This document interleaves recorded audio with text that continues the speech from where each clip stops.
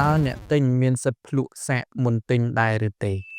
ដោយមានចែងនៅក្នុងក្រមរដ្ឋប្បវេណីមាត្រា519ការលក់ដោយមានការភ្លក្សសាក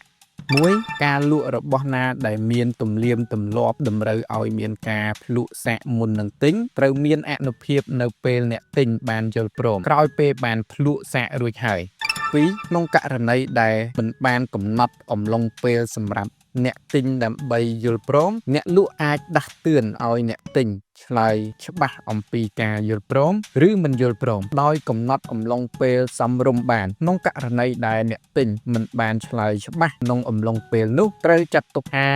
អ្នកទិញបដិសេធក្នុងការធ្វើកិច្ចសន្យាមានន័យថាអ្នកទិញហ្នឹងគាត់មានសិទ្ធិសុំអ្នកលក់ភ្លក្សសាកមុនដែលគាត់ចង់ទិញរបស់ហ្នឹងសិនហើយមានការយល់ព្រមពី